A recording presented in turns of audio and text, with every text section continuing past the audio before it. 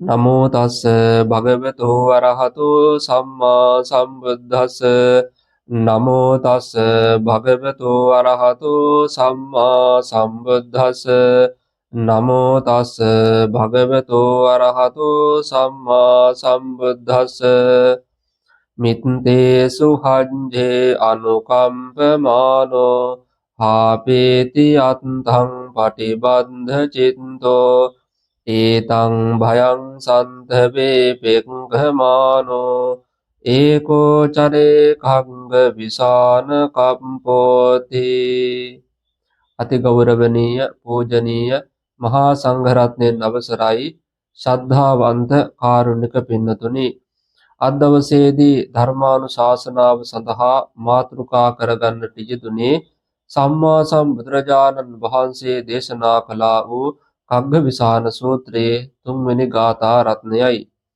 මේ ගාථා රත්නය නම් මිත්තේ සුහජ්ජේ අනුකම්පමානෝ හාපේති අත්තං පටිබද්ධ චිත්තෝ ඒතං භයං සන්තවේ පෙක්ඛමානෝ ඒකෝ චරේ කග්ගවිසාන කප්පෝ. තමාගේ මිත්‍රයන්ට අනුකම්පා කරමින් ඔවුන් පිළිබඳව තණ්හා දිට්ඨි වශයෙන් සිතමින් ඇලුනා වූ සිතින් යුක්තව යම්කිසි කෙනෙක් වාසය කරනවා නම් ඒ තැනැත්තා අත්ථං හාපේති, මෙලවාර්ථය, පරලවාර්ථය සහ ලෝකෝත්තරාර්ථය කියන මේ තුන් අර්ථයම නසා ගන්නවා. ඒතං භයං සන්තවේ පෙක්ඛමානෝ, ආශ්‍රය නිසා ඇතිවන්නා වූ මේ භය දකිමින් ඒකෝ චරේ කග්ගවිසාන කප්පෝ, කඟ වේනාගේ තනි අඟමෙන් එකලාව හැසිරෙන්නේ කියන කාරණාවයි මේ ගාථා රත්නයේ තේරුම. මෙතනදී සඳහන් කළා වූ මේ අර්ථයෙහි පැහැදිලිභාවය තවත් අපට ඇති කරගන්නට පුළුවන් මේ ගාථා රත්නයේ නිධාන කතාව විමසා බැලීමේදී. මේ ගාථා රත්නය දේශනා කළා වූ පසේ බුදුරජාණන් වහන්සේ දයා සංකල්ප ලක්ෂයක් පුරාවට පාරමිතා ධර්මයන් සම්පූර්ණ කරගෙන ඇවිල්ලා කාශ්‍යප සම්මා සම්බුද්ධ ශාසනය තියෙන කාලයේදී අවුරුදු 20000ක් පුරාවට මහානදම් පිරුවා. ධ්‍යාන උපදවා ගත්තා, අභිඥා උපදවා ගත්තා.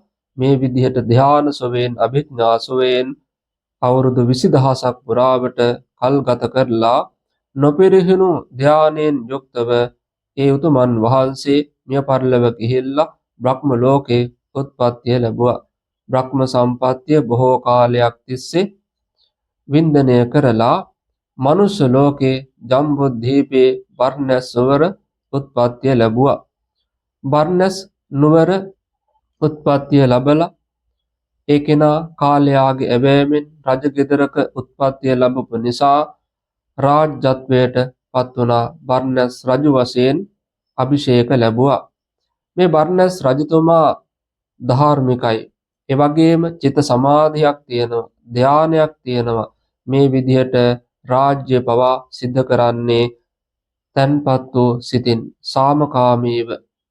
මේ විදිහට මේ බර්ණැස් රජතුමා කල්පනා කරනවා, මගේ මේ ශ්‍රමණ ප්‍රතිපත්තියද නැත්නම් ධානලාභීව ධාන සුවේන් වාසය කිරීමද වටින්නේ, එහෙම නැත්නම් රජකම් කිරීමද කියලා.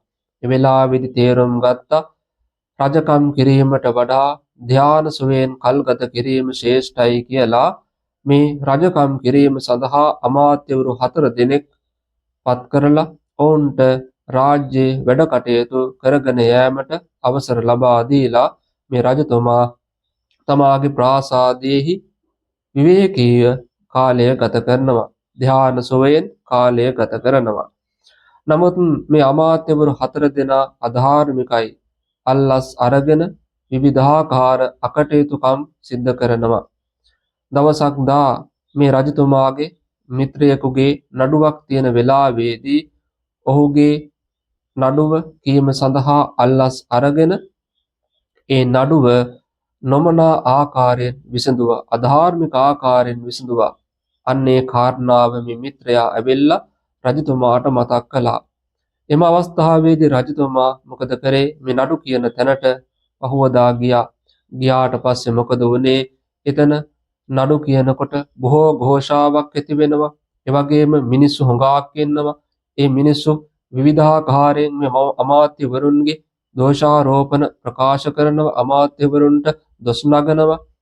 අල්ලස් අරගෙන මේ අමාත්‍යවරු නඩුව නොමනා ආකාරයෙන් තමයි විසඳන්නේ. අන්න ඒ විදිහට විවිධාකාර ഘോഷාවක් ඒ වෙලාවේදී හටගත්තා. ඒ වෙලාවේදී මේ රජතුමා කල්පනා කරනවා මා මෙතනට පැමිණුණාට පස්සේ මෙතන මහා ഘോഷාවක් තියෙනවා. මේ මිනිසුන් අතර මහා ഘോഷාවක් තියෙනවා. මේක නිසා මම මාලිගාවට ගිහිල්ලා ධාන සොයෙන් වාසය කරන්න ඕනේ කියලා මේ ഘോഷාවේ තියෙන ආදීනව දැනගෙන ඉවර වෙලා මාලිගාවට ගිහිල්ලා ධාන සොයෙන් කල් ගත කරන්නට උත්සාහවත් වුණා. හැබැයි තමාගේ මුලින් තිබ්බ ධානයවත් උපදවා ගන්නට හැකියාවක් ලැබුණේ නැහැ. මොකක් නිසාද? ඒ තමයි මේ කෙනාට අර මිත්‍රයාගේ නඩුව පිළිබඳව සිහිපත් වෙනවා. මිත්‍රයාට සිදු වුණා වූ අවැඩ පිළිබඳව සිහිපත් වෙනවා. ඒ වගේම මිනිසුන්ගේ කලහකාරී ഘോഷා ස්වභාවය සිහිපත් වෙනවා. මෙහෙම විවිධ අරමුණු සිහිපත් වෙනකොට තමන්ගේ හිතේ චිත්ත සමාධියක් හටගන්නේ නැහැ. අන්නේ වෙලාවේදී කල්පනා කරනවා මේ විදිහට මගේ හිතේ මේ ഘോഷාකාරී ස්වභාවය ඇතිවන්නේ වෙන කාරණාවක් නිසා නෙමෙයි, මා උපන්න නිසායි. ඉපදුනේ නැත්තම් මට මේ වගේ දෙයක් සිද්ධ වෙන්නේ නැහැ. ඒක නිසා ඉපදුනේ කුමක් නිසාද? භවය නිසායි. භවය ඇති වුනේ කුමක් නිසාද? උපාදානය නිසායි. උපාදානය ඇති වුනේ කුමක් නිසාද? තණ්හාව නිසායි කියලා මේ විදිහට අග සිට මුලටත් මුල සිට අගටත් පටිච්ච සමුප්පාදය මෙනෙහි කරා.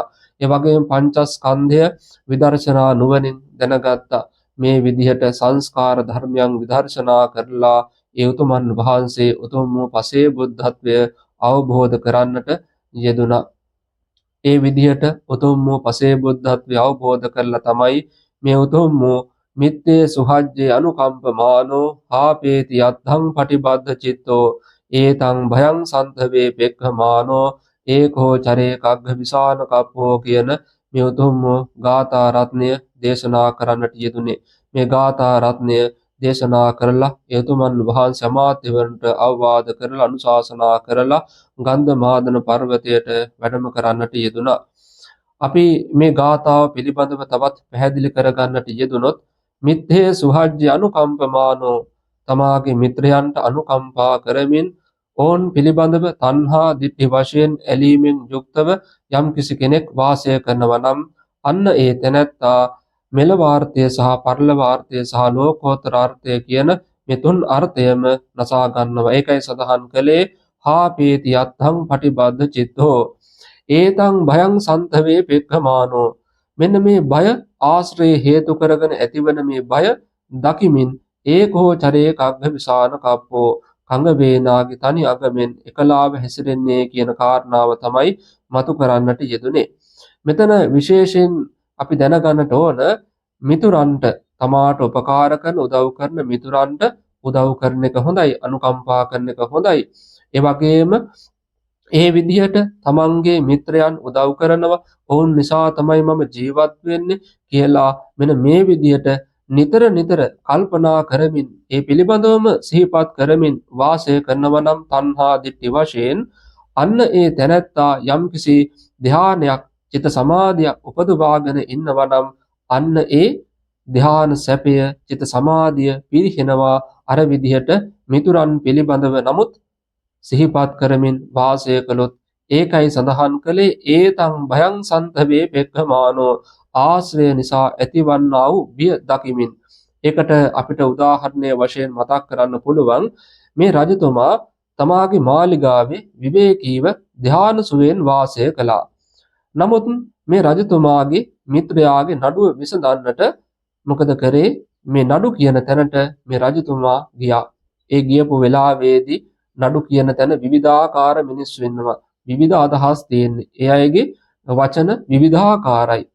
එම නිසා මොකද වුනේ? එතන විශාල ഘോഷාකාරී ස්වභාවයක් හටගත්තා. අන්න ඒ ഘോഷාකාරී කලහකාරී ස්වභාවය තියෙන නිසා මොකද වුනේ? මේ කෙනා නැවත මාලිගාවට ආව රජතුමා. ඇවිල්ලා චිත්ත සමාධි උපදවා ගන්නට උත්සාහ කළත් අර තිබුණ ධානයවත් උපදවා ගන්නට හැකියාවක් ලැබුණේ නැහැ. ඇයි අර කලහකාරී ස්වභාවය මතක් වෙනවා. මිත්‍රයාට සිද්ධ වුණා වූ අවැඩ පිළිබඳව මතක් වෙනවා. මේ විදිහට විවිධාකාර චේතනා සිතුවිලි පහළ වෙනවා. විවිධ අරමුණු ඔස්සේ හිත ගමන් කරනවා. අන්න එහෙම ගමන් කරන නිසා මොකද වුනේ? අර ධ්‍යාන සෝයට පත් වෙන්නට හැකියාවක් ලැබුණේ නැහැ. මේ රජතුමාට මේ විදියට සිද්ධ වුණේ ඇයි? ඒ තමයි මේ රජතුමා ආශ්‍රයයට ගියපු නිසා, මිතුරන්ගේ, ඇමතිවරුන්ගේ, තමන්ගේ යහළුවන්ගේ ආශ්‍රයයට ගියපු නිසා. හැබැයි ආශ්‍රයයට ගියේ නැතුව තමන් මාලිගාවට වෙලා හිටියානම් මේ චිත්ත සමාධිය පිරිහෙයිද? නෑ. චිත්ත සමාධිය ඇති කරගන්න පුළුවන්, වඩාත් සිත සම්පත් කරගන්නට පුළුවන්, ධ්‍යාන වලට සමවදින්නට හැකියාවක් ලැබෙනවා. අන්න ඒ කාරණාව තමයි මේ රජතුමා දැක්කේ. එහෙනම් මම මිත්‍රයන් ආශ්‍රයයට ගියපු නිසා, ජනතාවගේ ආශ්‍රයයට ගියපු නිසා මගේ මේ ධ්‍යානය පිරිහුණා. අන්න ඒකයි මේ කෙනා දකින්නේ. ඒකයි සඳහන් කළේ ඒතං භයං සන්තවේ පෙක්ඛමානෝ, ආශ්‍රය නිසා ඇතිවන්නා වූ ධ්‍යානය පිරිහෙයි. ධ්‍යානයේ පිරිහීම නැමැති මේ බිය දකිමින් ඒකෝචරේ කග්ගවිසාන කප්පෝ, ගඟ වේනාගේ තනි අගමෙන් එකලාව හැසිරෙන්නේ කියලයි දේශනා කළේ. එහෙනම් විවේකීව එකලාව හුදකලාව වාසය කරනවා නම් ඒ කෙනාගේ හිතේ චිත්ත සමාධිය පිරිහෙන්නේ නැහැ. තව තවත් වර්ධනය වෙනවා. එකලාව වාසය කරනකොට බොහෝ අරමුණු නැහැ. කලහකාරී ഘോഷාකාරී ස්වභාවයන් නැහැ. එතකොට මොකද වෙන්නේ? හිත විවිධාකාර අරමුණු ඔස්සේ ගමන් කරන්නේ, හිත තැන්පත් කරන්න පහසුවෙන් පුළුවන්. අන්න ඒකයි ඒකෝචරේ කග්ගවිසාන කප්පෝ කියලා සඳහන් කරන්නට යෙදුනේ.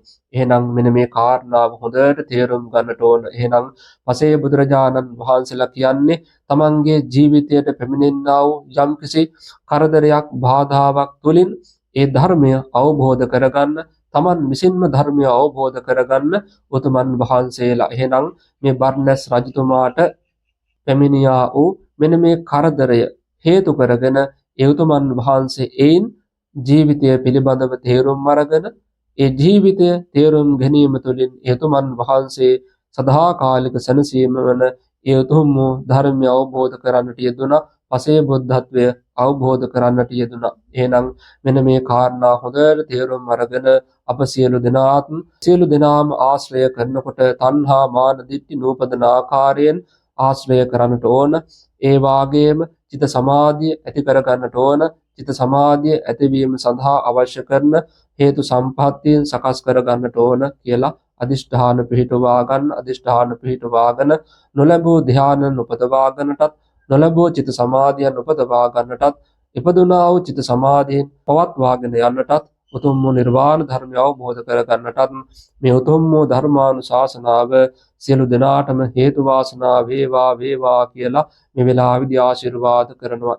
අභිවාදන සීලිස්ස නිච්ඡං වද්ධාපචායිනෝ චත්තාරෝ ධම්මා වඩ්ඩಂತಿ ආයුවන්නෝ සුඛං බලං ආයුරාෝග්‍ය සම්පatti සග්ග සම්පatti මේවච අතෝ නිබ්බාන සම්පatti මිනාතේ සමිජ්ජතෝ.